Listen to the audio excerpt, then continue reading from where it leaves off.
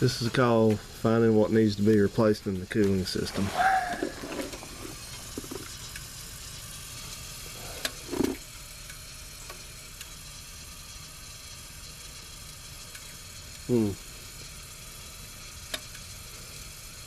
Well, that's one of the hoses at the back of the engine, I guess. I just put the heater hoses back on, and guess I'll have to see what's vested in there.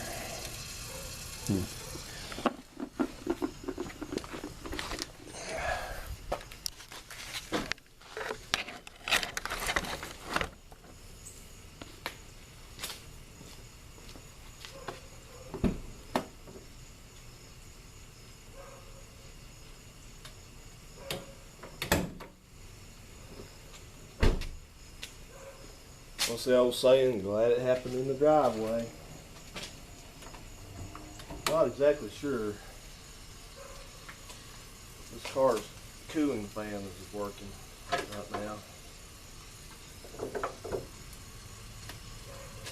I bet you I know where that's coming from without even seeing it yet.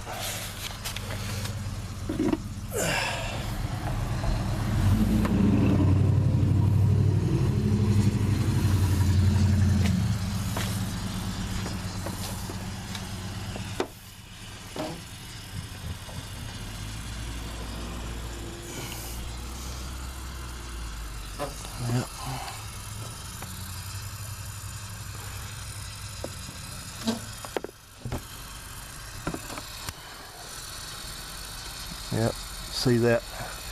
Nope, you can't see that. You see that hose right there? The thing's got a joiner in it. Well, that's what's leaking. That's one of the heater hoses.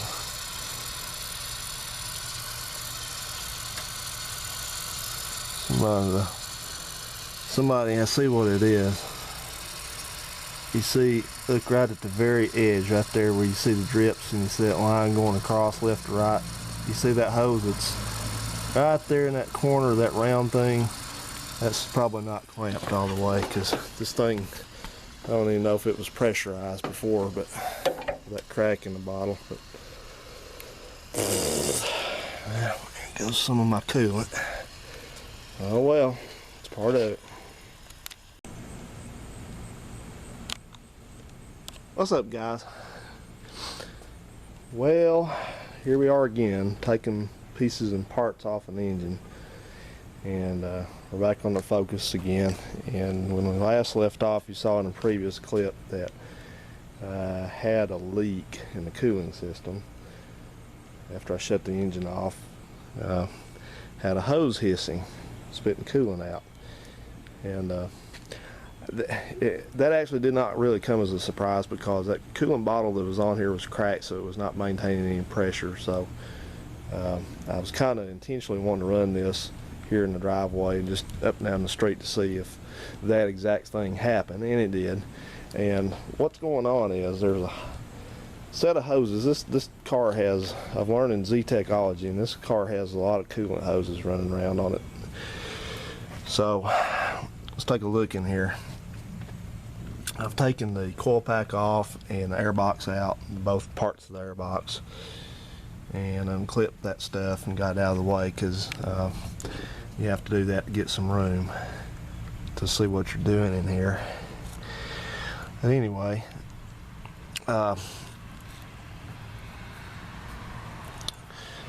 here's the end of the cylinder head, and here's the infamous coolant thermostat housing right here. This is the one where it always seems to go bad on these, and this one seems okay, but I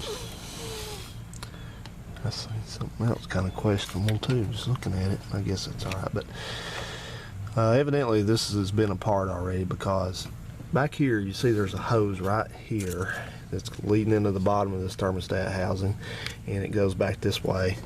And if you look back here, this is the same hose right here, and what this is the supply line for the heater.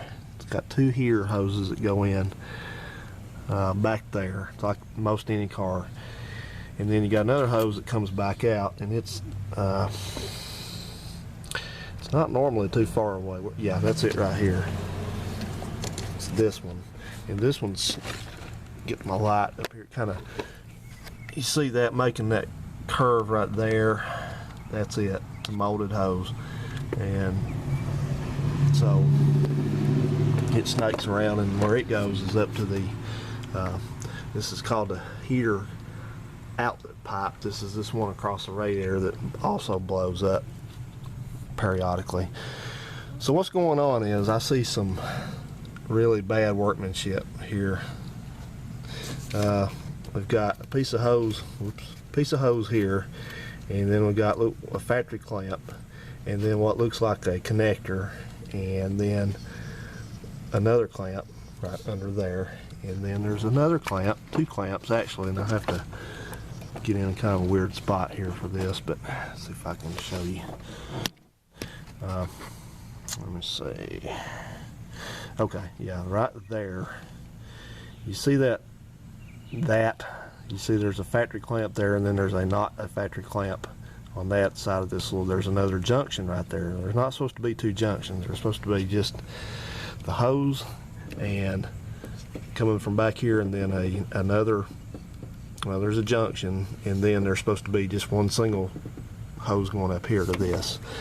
So, for whatever reason, they've spliced in some crap. I don't know what it is, but this one, the leak is back here on this one. You see, it actually gets my finger wet when I'm under there. That's what he said. But this clamp is not even tight.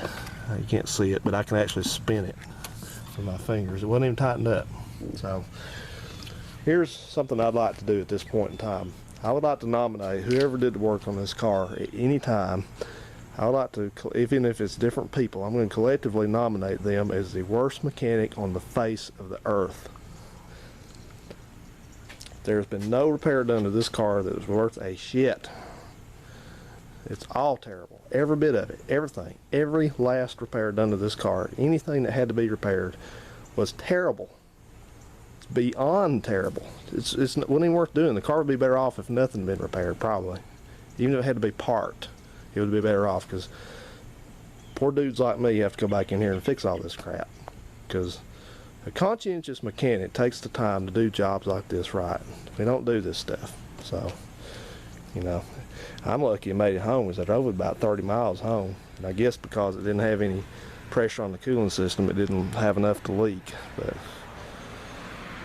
anyway, that's a day in the life, the usual stuff when you buy a used car. So that's what I'm doing. I'm going to repair that, and I don't know how in the world I'm going to get this clamp off right here, because this clamp is the screw head on it. That one there is turned around, so the screw is facing down in there somewhere. So I guess my assumption is that they put that on with this thing off the engine, the cylinder head. I ain't taking it back off, not unless I have to. So, all right, that's what we got going. I'll update you in a bit. Bye. Alrighty then. Well, I liberated the contraption from in here. We'll show you that in a second. That's the outlet for the thermostat housing, and you got the other end of the heater hose. Oops, yep, there it is, spitting some out. That is here. Now that joiner, that's supposed to be there. I don't know why, but it is. I guess to make it easier to, I don't think it makes it any easier, but I guess maybe to disconnect the hoses or work with them. I don't know. Don't know, but that's how it is. So that joiner will stay on that hose, that factory hose back there. So now let's take a look. Let's take a look at this. What was in there?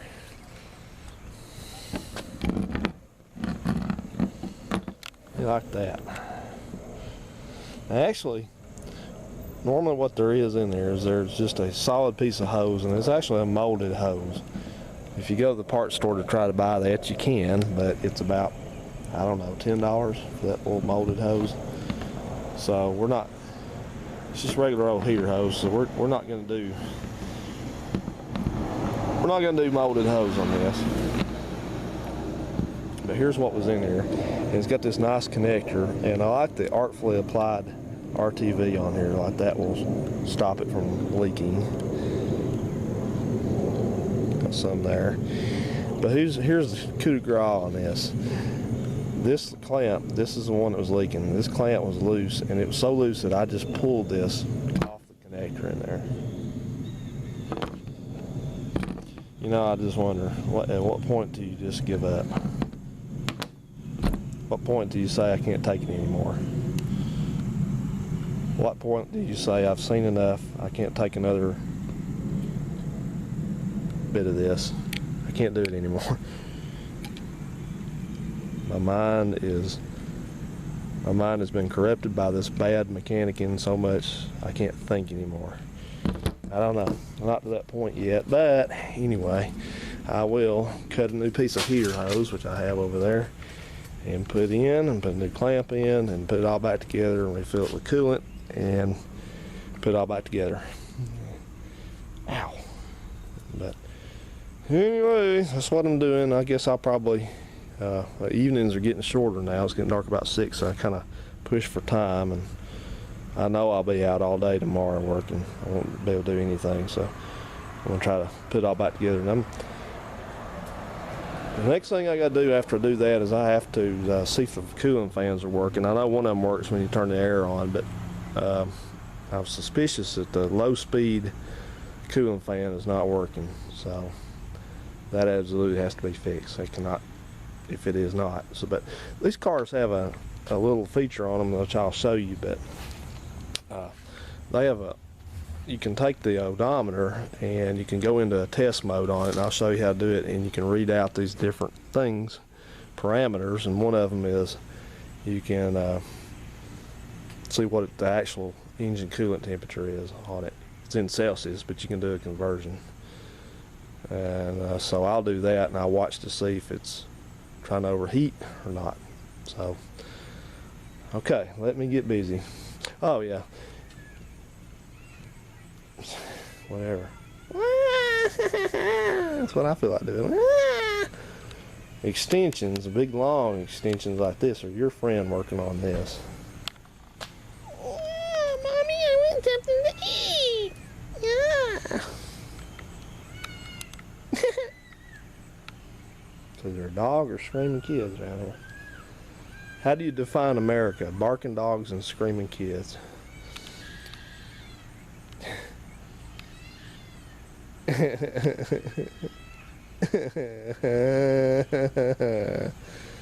Bye now. Okay then, so we're hacking away at this cooling system repair on this 2000 Focus, and you've seen before, had a really poor hack job repair here on one of the heater hoses, and this is a European car, and it's got some kind of interesting, unusual routings of hoses and things like that. But what you need to know on these is you have two heater hoses, of course. One goes in the core, one comes out, and the one that goes into the heater core that supplies it is this one. This goes right into the bottom of the thermostat housing here, mounted on the end of the engine, and runs back around and goes to the heater core. And then you have another one, which is this one, which comes back from that location and goes up to this distribution pipe and back to the radiator, cooling system, coolant tank, whatever you want to say, but that's where it goes. And for some reason, I said that this had a connector on it. It actually had two on it. One was homemade and one was plastic, but they were both wrong. And the reason that they're both wrong is because that you can't see it maybe very well, but the one, I've got a new one put in and it's back. Yeah, let me see here. There we go. It's in there. It's a brass one, and the issue is, for some reason, Ford of Europe decided that the heater hose that came off there is 5/8. I'm sorry, 3/4, larger size, whatever that is in millimeters. and the one that leads from the heater core is 5/8. So you have a 3/4 on one side and a 5/8 on the other. Evidently, they thought there was a need for that, but the upshot of it is you have to have a reducer. So that's what I put in there to join them. And the concern I have right now is, you see these tubes right here, and then they've got a couple vacuum lines that lead off up here to this device up on the firewall. Well, this is called the DPFE. This is the delta pressure feedback of EGR. It just essentially reads exhaust pressure to help operate the EGR system. So that's the tube that goes with that right here, and those two tubes. And you see this, I'm ready for the mosquitoes to die. Anyway, you see this here hose is routed just right under that, and that's not good, because you know, these things are not going to get red hot because they're that far off the exhaust manifold. It's up there, but still they're warm, and it doesn't need to be resting against those. So what I'm going to do is, I've got a roll of this exhaust wrap. This is kind of a, I don't know what this has got in it. Maybe some asbestos, maybe they can grind it up and inhale some of it, but just a little exhaust wrap type stuff. Usually wrap headers and things like that with it to keep it from burning spark plug wires or from radiating excess heat into your engine compartment. So I'm going to use this. I'm going to take some of this off this roll, and I'm just going to use that to insulate that heater hose, because I just don't want any more problems with that. So anyway, and it's got a little bit of, you can see it's got a little piece of, little passing effort at some insulation right there, but I think that was aimed more at the coil. Good job that did, I'm sure. But a little bit right there. So that's what I'm going to do. I'm going to work on that next. So I'll show you that when I get that completed. Okay, done. And this was only a one busted knuckle job here. Here's what I did. I took that stuff I told you about, and you can see down in there it's really in a bad place, but there's the end of it right there. I just wrapped it around that heater hose and secured it on this end with a clamp, and since it was not near anything hot down on this end, I rednecked it with a wire tie. So even if you do a good job like this, you still have to use a wire tie somewhere, or it's not redneck. But anyway, now you can see that it's insulated against that that pipe right there, that assembly. So hopefully that will that will eliminate any problems like that. So, because you know, that's the difference between just doing a redneck BS job that just gets you by and doing this the right way. Of course, this takes me about 35 times as long to do, but hopefully this way I won't have to worry about this thing burning a hole in it at 9 o'clock at night on a 20-degree night somewhere. So yep, I'm going to be OCD about it. I fix stuff the right way. I just don't halfway do it, man. So, okay, so what we got left to do on this now is to simply just put the stuff back on, put the coil packs back on, pack back on, and the air box and the air box tube. And it's getting towards evening, so I'll probably do the coolant refill tomorrow on it in the morning, and I'm going to also check the fans on it at the same time. So there's, that light is my nemesis. That thing will never stay where I want it. There's the third mostly unreplaced motor mount on these. Also, you see that's under the air box. That's the one that's the transmission mount. You got the hydraulic one over there, and that one, and then you got a third, what they call a, I think they call it a, well, some people will call it a dog bone, but it's a stabilizer. Its job is to keep the engine from rocking back and forth too much. So I've heard so much bad stuff about those mounts now that I don't know what I'm going to do. I may buy a cheap one and just see, but Somebody was saying that they thought that these were filled with water inside the replacements. So I don't know. Well, that's cheap. That's cheap if it is. It's almost worth it to buy one, a new one, you know, for 16 bucks and cut it apart and see what's in it. So it's an experiment. All right, guys. Well, time to put it back together. So see you soon.